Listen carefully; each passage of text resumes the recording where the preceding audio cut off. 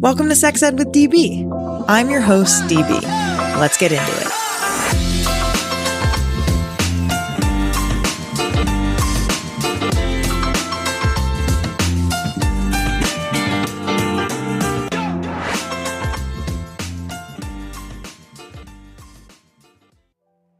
Here are my top 3 favorite things I love about Uberlube.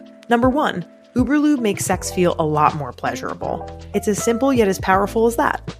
Number 2, Uberlube is recommended by leading doctors, and its body-friendly ingredient list is widely used by people with sensitivities to lubricants.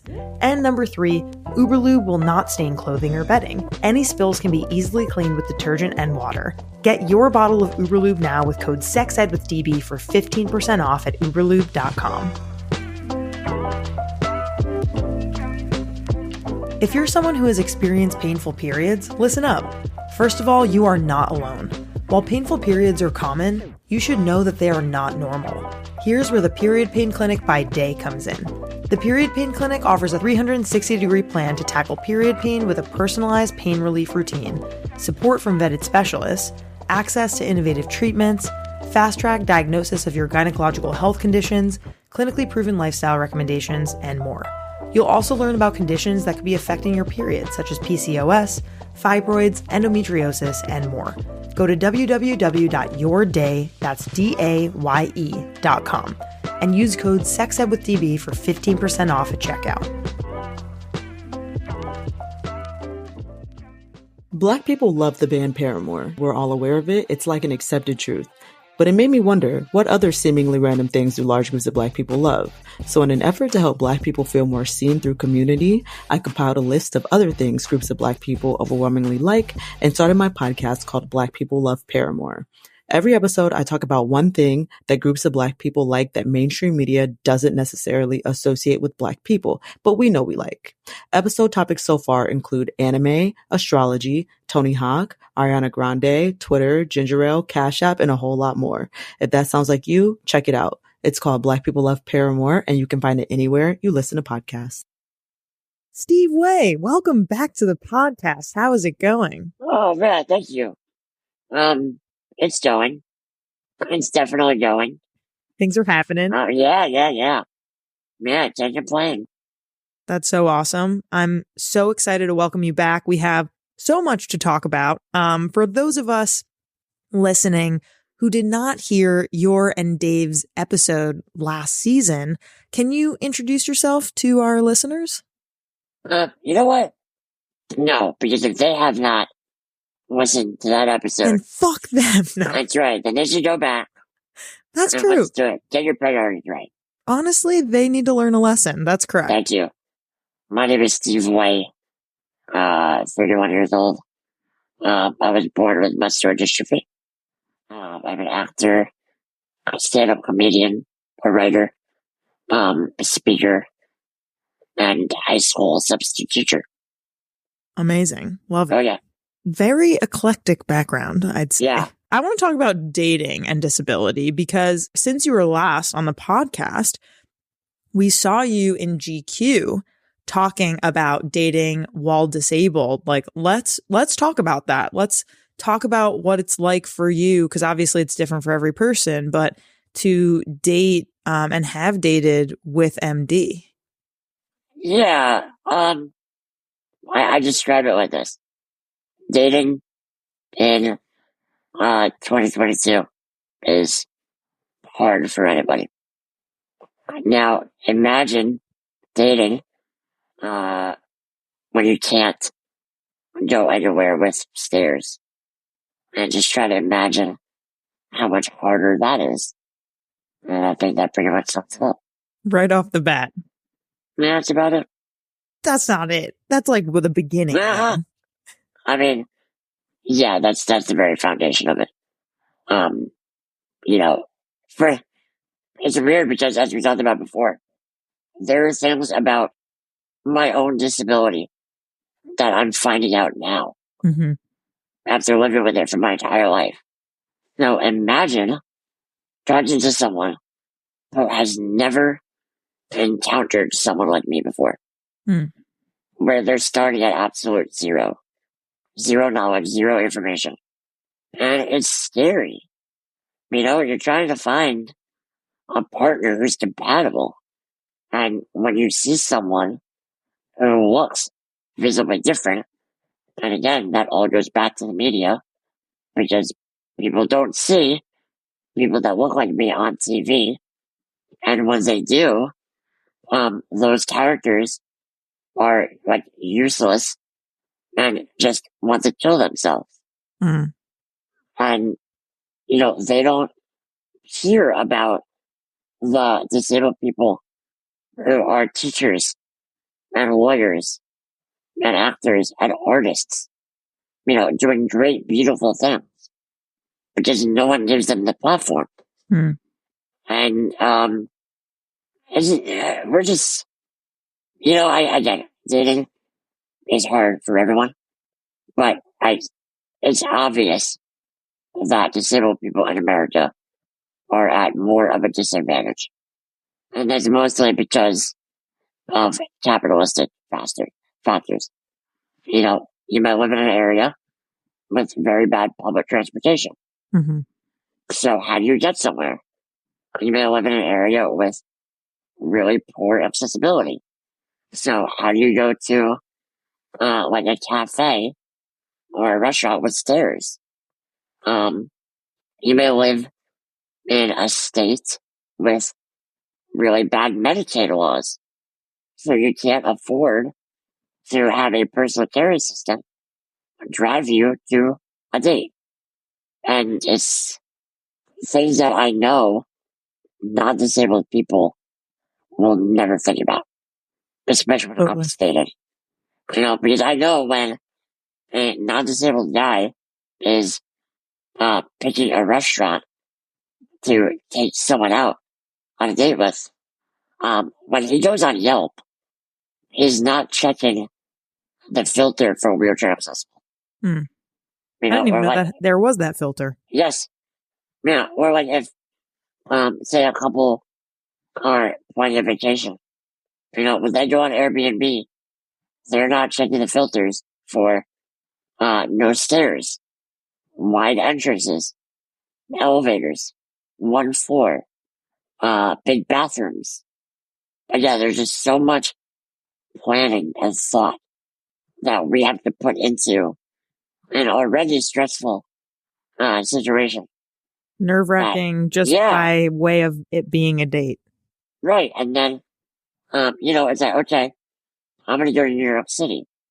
I better pray to every god out there that the subway elevator works. Because if not, then I'm going to be like an hour late. And no one ever wants to do that. Mm. And it's and so many factors that are just not our fault. Right. And yeah. We're having to deal with a society that is just not set up for people like us. Yeah. That's really real. Yeah. I saw an amazing movie last night, in theaters. It's called The Worst Person in the World. Have you heard of it or have you seen it? I've heard about that, yeah. It was fucking phenomenal. I don't want to, no spoilers, but like it's very much about the realness of kind of like Rami, right? Like picking your path and like how love is included and like impacts your decisions and your selfishness depending on your goals and being scared of choosing some, it's just like, it's very messy and really, really beautiful. And also it's a Norwegian film. So the language is like insane. You're like, what the fuck is this language? Like I've never heard anything like that. Yeah, there are a lot of consonants. So many. And it's just like, what is going, like you try to place it and it kind of sounds like German, but you're like, I have no idea what's going on here. So like, I'm just really reading the whole movie, but yeah, anyway, I really appreciate your candor and your honesty. And I would love also to get into a little bit about some advocacy, because I know that you're an advocate and you're someone who really, really cares about making the world better and more fair for disabled people. And so back to the GQ article, you kind of talk about how government assistance programs put limits on your income and assets. And I don't think that able-bodied people know anything about this. So I want to know if you could tell us how that works and like why it's so messed up and how it can impact your love life and your relationships. Yeah. Basically it's messed up because these laws were written decades ago, like in the 60s. They were never updated, and they were written at a time where, one, like disabled people did not live very long, just because the medicine was out there, and two, they were written by pretty ignorant people who didn't really think that disabled people could do much.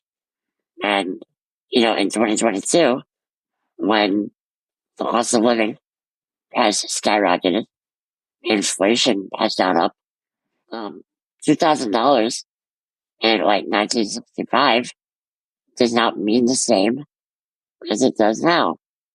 So how do you expect anyone in America to survive on $2,000 at any given time? Because that's as much we have in our bank account. That's the max. Yeah. Always at any given time. Yeah. In order to qualify for these programs. For Social Security and Medicaid. And Medicaid is the only insurance in America that covers personal care assistance. So you can have the best health care in the country, and it won't cover personal care assistance. You'd have to pay for that out of pocket. So if you're on Social Security and Medicaid, if your bank account goes $2,000 and one penny, then you're automatically kicked off. And you basically have to go through the whole application process all over again. Oh my God. And that's literally life or death. It's a life or death because the system is so terrible and it's so backed up that it could take months, if not years, for someone to be reapproved. And, that's literally someone's life at stake. Because it's dangerous for anyone to go without health insurance in this country. So imagine someone like me who depends on a ventilator, seeing doctors every 3 to 4 months, relying on prescription medication. It's basically a death sentence. And that's all because you made, quote, too much money. Wow. Yeah. So it literally keeps disabled people in poverty in many ways, because if you're not allowed to have more than $2,000 in your bank account at any given time, how the fuck are you supposed to pay for rent and pay for food and all the things that you need to pay for to live your life? Yeah, you either live in poverty, which we know is very expensive. It's expensive to be poor, or you have to make a shit ton of money. For disabled people, with all expenses, it can be anywhere between like $100,000 and $250,000 a year. Wow, for all your care. Yep. Is that after insurance, or would that be without? That's without. Okay. But good luck. Right. Like that's not insurance. Right. I was gonna say, if you had insurance and you'd still have to be paying for that, what the fuck is insurance for? Oh yeah, I know, people can't see us, but the ventilator mask I'm wearing right now, insurance only covers one every 3 months. Wow.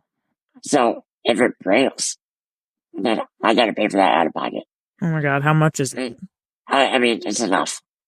Probably 50. Oh my God, $50,000. Right, but something I need to literally survive. You need it. There's no other option. Right, something I need to keep me healthy. Right. And it's you want me to keep this medical device around my nose for 3 months. Tell me how that's healthy. Tell me how that's sanitary. Especially in a world where there's a deadly virus flying everywhere. Yeah. Because again, people say it doesn't make any sense or that the system is broken.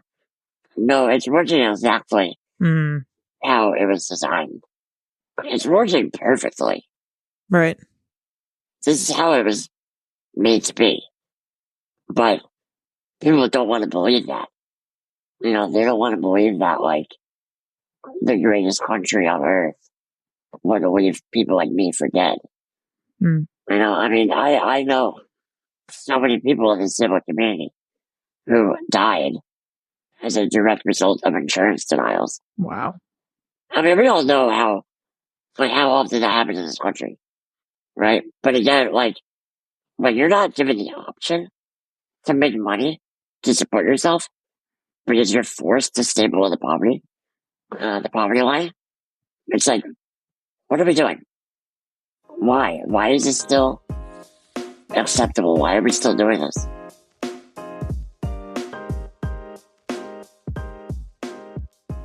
Hello, Allison. How you doing today?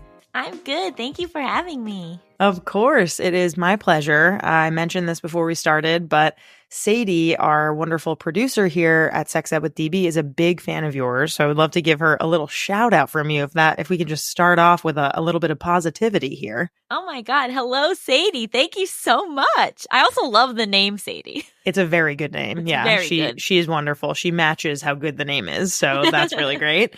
But yeah, welcome to the show. I'm really, really happy to have you. I'd love for you to just start by sharing a little bit about yourself and your background. Oof, yes. I have a bizarre background. I do a lot of different things, so I'll try to streamline it a bit. But basically, I'm from Westchester County, New York. I decided I wanted to be a writer when I was like 15 years old. I decided I wanted to be a screenwriter when I was touring USC's campus on my college tour with my parents. And then I came out to LA to get a degree in screenwriting. And then when I was in college, my professor was like, everything's on the internet, make stuff for the internet. And so I started doing that. And that's really like what's led me to having a career at all. And so I worked at BuzzFeed back in 2014, 2015. I started a YouTube channel with my comedy partner, Gabe Dunn, called Just Between Us. And through all of like the internet content that I was doing, which really started out with like a comedy lean to it, I was also sharing a lot about like my mental health history and like my mental health experience, simply because that's my life. I've had OCD since I was 4 years old. So it was hard for me to like share myself without sharing that part. And then realizing that people really wanted to hear more about that. And so over the last few years, I have shifted into really diving into mental health work, mental health advocacy. I actually went back to school and got a graduate degree in psychology just so that I kind of knew what I was talking about a bit more. And then I have a Substack and Instagram called Emotional Support Lady that are based around all things mental health, and also my first nonfiction book, which is called Overthinking About You, and explores sort of the intersection between mental health and romantic relationships. Wow. Really awesome. I love how, first of all, you seem to be like a jack of all trades kind of person, or a Jill of all trades, however you want to put it. So that's really neat. And you clearly have a lot of different talents. I also love having people on and, not really knowing about their backgrounds in depth before I have them on, and being like, wait a minute, we're similar in this way. We're similar in this way. Like, I'm from Long Island. I also went to college. I went on the West Coast. I went to Berkeley. I studied film and media. I also have OCD and anxiety, and have since I was a very little kid. And I also went back to school for my master's of public health to focus on sexuality and reproductive health, to know a little bit of what I'm talking about since doing Sex Ed with DB. So very cool to see that we have kind of these like parallel universes going on, although no book from me. So very impressive. Who knows? Not yet. Who knows? Very lengthy process, but very cool. So wow. Okay. So like you said, content creator, YouTube channel with Gabe Dunn, writing at BuzzFeed, developing TV shows, and now focusing on mental health advocacy with your popular Instagram and newsletter called Emotional Support Lady. And by the way, I mentioned this off air, but before this interview, I was really scrolling through, and if you haven't seen it, cutie audience, go check it out, Emotional Support Lady on Instagram. And there are these like really cute, simple figure drawings with speech bubbles. And there were just so many of them that I really related to. And you could tell by the engagement that a lot of other people do. So I just thought it was a brilliant idea that you've implemented there. But I'm wondering if you can share any key moments or kind of like realizations that led to this evolution in your work, and how did your earlier career maybe kind of projectile you into where you are now? Yeah, so it's one of those things where it's like, if you're like, Allison, what is your dream? It's like, I want to create my own TV show, and I want to showrun a TV show. And the one thing that I have not been able to do is be staffed on a TV show. And so my career has really been me just saying yes to other things, like, and just kind of like following what's working, so like I have written in pretty much like every medium that exists. I've written a scripted podcast called Gossip. I was hired to write a feature film that never got made. I've written many TV scripts that die in development, and I've written young adult novels. I'm working on my first rom-com novel. Wow. I write nonfiction. Like it's basically just me being like, okay, how do I view myself as a storyteller, and then be open to whatever different way I can sort of like share my story.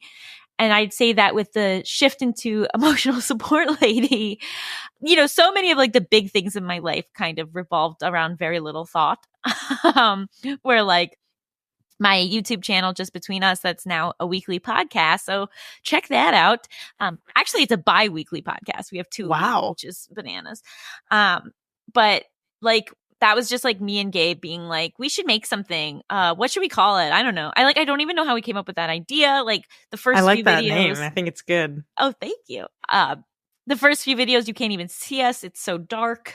And then it became this like really like calling card for us. And then when I went back to school, because my career was sort of in like a lull, I would say. And I was kind of panicking, and I was like, maybe I need to have a backup idea to make money and support myself. So I was like, I could be a therapist, which is, I think, a thought that occurs to a lot of us that are struggling and don't know what to do with our careers. Because it's it's just like a wonderful career path. There's so many different things you can do with that degree. And then when I was in school, I was like, well, I want to be sharing more about what I'm learning, but I don't really want to be doing it like on my main, my main Instagram, my main socials. Like, what if I create this own thing around it? So again, I did like 10 minutes of brainstorming, came up with Emotional Support Lady, started the Instagram. Wow, 10 minutes. Good for you. Thank you. I mean, like you said, going with what works, right? Like clearly it has hit for people. Yeah. Part of why I think it hit for people was because like within a few months of starting it, my fiance walked out on me, and I had a horrible trauma and loss, and was like actively processing it on the page. And so I think that vulnerability and that like just like heartache was like kind of something a lot of people had been through. Like I found out like a lot of people have been like abruptly left by their partners with like little to no explanation. And so like it was a way to like that kind of like, I think, launched and grew the community. And then since then it's just been really exciting, to see it continue and to now have like, longer form posts on the Substack while still having the fun cartoons. But originally it was not cartoons. It was just like me attempting to use Canva. And then I did like one little cartoon because I want to just like explain something. And then I was like talking to my friend, and she was like, she's like, it was in advertising and was like an artistic director at Sarah Romanoff. And she was like, I think you should just like go all in on these cartoons. Like just like make that your brand. Wow. And so good then advice. I did. And I have to, for people who haven't seen it, which I'm assuming is most people listening, I'm not a good drawer. But that's the whole point. Like, it's so relatable. They're like, I can fucking draw this, but the words that you're saying are so profound and unique. And I feel like they really resonate with people, including myself. Thank you. A lot of it is things I've heard in school or I've collected from other people. So it's they're not all just like unique thoughts of Allison, but I do try to like hit on things that really stuck with me, because then it's likely to stick with other people. Totally. Yeah. I saw one today that was like, am I really good at work or is it just my OCD? And I think like for myself, like my journey with OCD and anxiety is like, I feel like it was really bad as a kid where I was kind of like in the shower, you know, I would like line up those shampoo bottles, like everything in my room had to be like exactly where it was. Like my friends would make fun of me if they came over and they like moved something. I'd be like, guys, don't do that. That's really bothersome to me. And like, you know, it manifests in different ways. And I think like now that I feel like more secure in certain aspects of my life, my anxiety and OCD has like quieted a bit, but it's definitely a journey. Literally like 5 minutes before this podcast started, I just got my period. And so like straight up, like without fail, like 2 days before my period every month, I'm just like an absolute emotional and anxious wreck. And it's just kind of like a, you know, it's just something that a lot of people go through, and specifically people with uteruses and women. And like, it's just a tough thing that's like kind of normalized. But that's my own experience at least. But speaking of OCD, you know, throughout your career, you've really candidly shared your journey of managing OCD since you said you were 4 and its effects on your life. And so I'm wondering, like reflecting on your personal growth, how do you perceive kind of the changes of your relationship with OCD throughout your life? And like, in what ways has your journey with it influenced your approach to how you do mental health advocacy today? Oh, that's a great question. I think the biggest thing, and this is like where I'm going to get controversial. Please. Is like the main way to effectively fight OCD is through exposure therapy, exposure and response therapy. And basically that means that you're constantly not letting yourself give in to the compulsion that you want to do. And so you are having to sit with the obsession and try to fight it. So like for me, my OCD is there are a lot of different themes of OCD, and the one that impacts my life the most is contamination. And so like that's basically like your sitcom version of OCD, where like I can't even tell you how many Clorox wipes I've used today. Right. And literally my house was clean today, and after they leave, I clean certain areas. You do it again. Yeah, I do it again because I'm like, well, I don't think that they Clorox wipe the couch, so therefore I must do that, or else a disaster. And, you know, and so OCD can get better, and it gets better through exposure therapy. But exposure therapy is also a lot of work, and it causes a lot of distress. And so I'm at a place with my approach to my OCD where like, I don't want to live every moment of my life fighting this thing. Like there are moments where I need to fight it, and there are moments that are like value-based reasons why I need to fight it, which is something I can get into a little more if you want. But like, for the most part, if it's not really affecting my life to wipe down my phone 7 times in one day, I'm just going to do it. Yeah. Right. And like, there are going to be a lot of people listening to this. Or if like someone is listening to this who is like a OCD therapist or specializes in this, they might have a very different approach and belief system around it. But to me, I've taken on a harm reduction approach to my OCD rather than like a eradication approach. And so I'm looking for small changes I can make, looking for the days when I have the energy to fight the compulsion rather than days when I'm drained and stressed and I just need to be accommodated. Looking for when it actually impacts my relationships versus like when it's just like me doing a little thing and like who really cares that I'm out wiping my car down before I get in it, because no one's coming in the car with me anyway, you know. Right. And so it is something I have to navigate. You know, it does impact the other people in my life, and that sucks. But we all have shit that impacts the other people in our lives. Absolutely. And so, you know, I'm at a place where it is a lot worse than it was before the pandemic. The pandemic definitely created a lot of new compulsions and issues for me and behaviors. But also we live through and are currently still living through a pandemic. And so like treating myself with the compassion of like, of course your contamination OCD got worse during a time where people were actively reinforcing behaviors that your mind has been telling you to do. Right. You know, like I have a joke where it's like, I'd been waiting for this my whole life. You've been prepped. I know how to track a germ. I know how to keep track of what touched what. That's true. That's true.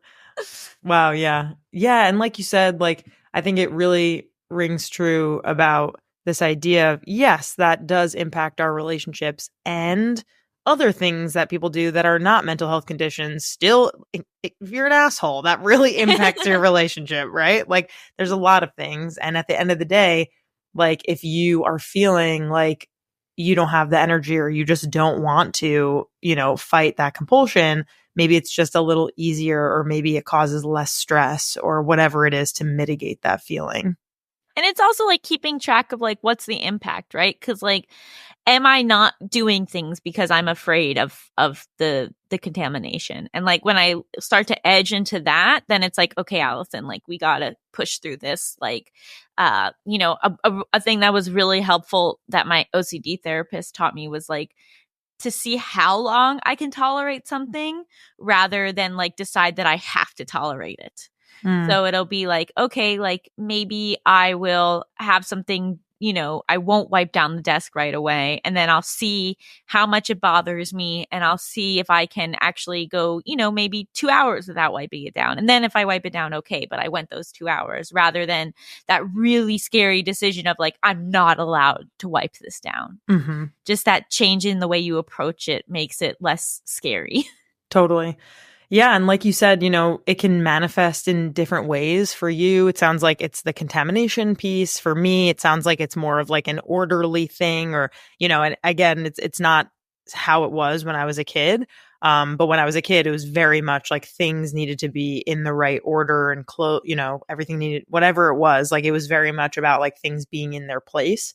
And so I'm wondering how you navigate kind of like the complexity of OCD in your advocacy work, because obviously not everyone has those manifestations, right? There are plenty of others. And I'm also wondering, what aspects of OCD do you find are commonly misunderstood or overlooked in more broad discussions about mental health? And then a follow-up, because this is a sex ed podcast, is how do you see OCD overlapping with sexuality, if you do at all? Yeah, so there's a subset of OCD where the obsession is trying to figure out your own sexuality. And so that can be really draining for people, where they're just constantly wondering, am I gay? Am I not gay? Am I bi? Am I not bi? And like, and it isn't even that, they might be gay, they might be bi, they might be straight, but it's that it's the constant questioning of their sexuality, and that can be really challenging. There's also a subset of OCD where people are afraid that they're pedophiles, and that can be really challenging. So this like constant fear that they're, a pedophile, and that they will act on their pedophilia, even though in fact they are not a pedophile. They're just suffering from that subset of OCD. Then there is also relationship OCD, which is a kind of a obsession. There's kind of two parts to that, where one is like an obsession about the relationship, where it's like, am I in the right relationship? And then another is kind of more partner focused, where it's like, does this person love me enough? It's just, again, endless questioning. And I think that's something that's really misunderstood about OCD is, one, how many different subsets there are. So like, there are plenty of people that have OCD and have never once felt compelled to clean anything, because they don't have contamination OCD.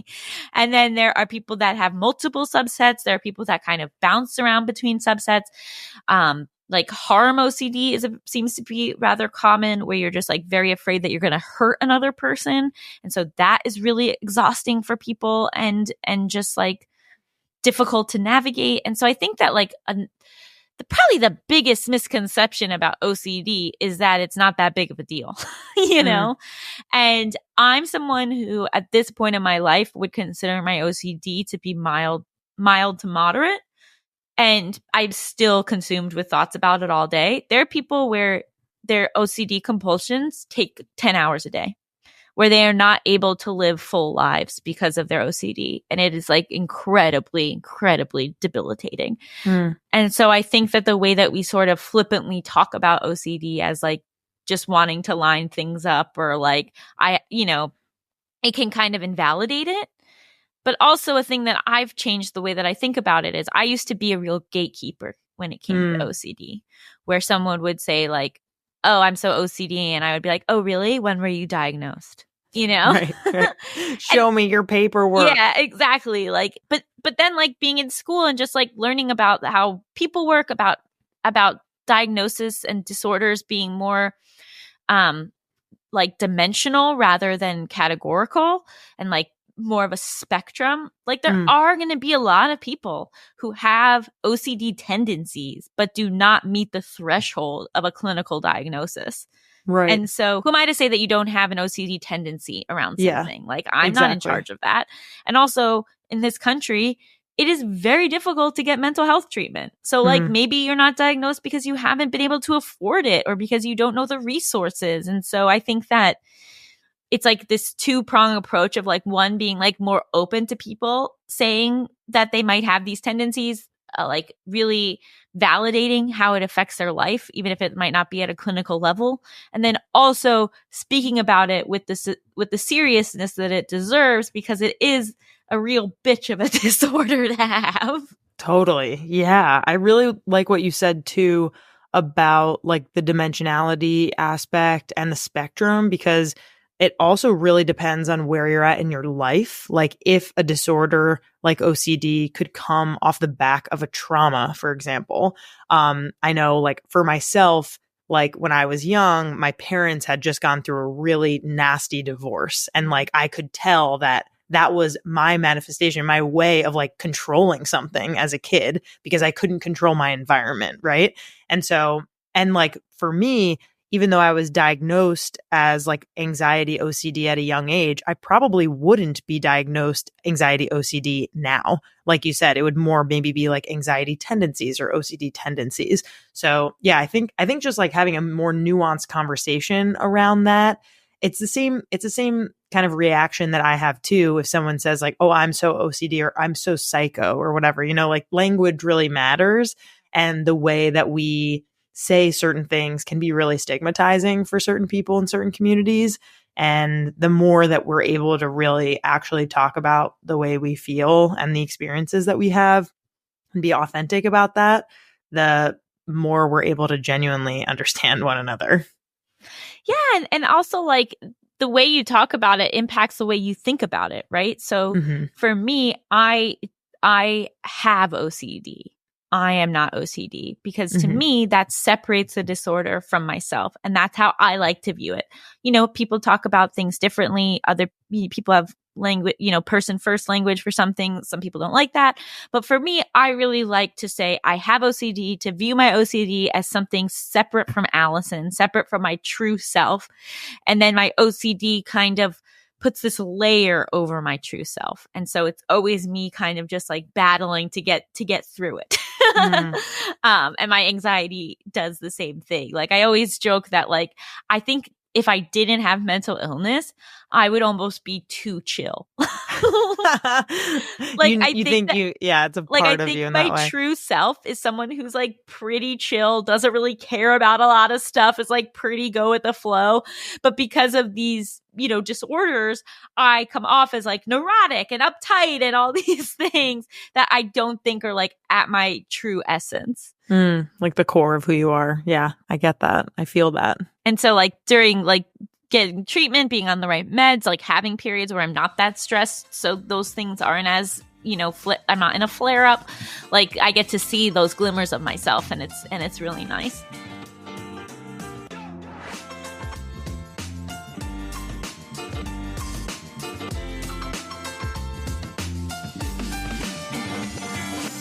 Our creator, host, and executive producer is me, Danielle Bezalel. Our communications lead is Catherine Cohen. Our producer is Sadie Leegee. Our marketing coordinator is Mitch Coburn. Our social media coordinator is M. Kirsty Frazier. Our music theme is by Hook Sounds. Thanks so much to our featured guests, partners, and listeners. Want to partner with us? Email us at sexedwithdb@gmail.com. Do you have a silly sex story to share, need some advice, or have thoughts on the episode you just heard? Give us a booty call for a chance to be featured on the podcast. Check the show notes for the details. For more sex ed content, follow us on IG at sexedwithdb podcast and on TikTok at sexedwithdb. Want to know your sex toy zodiac sign? Go to our link tree on our IG now. See you next time.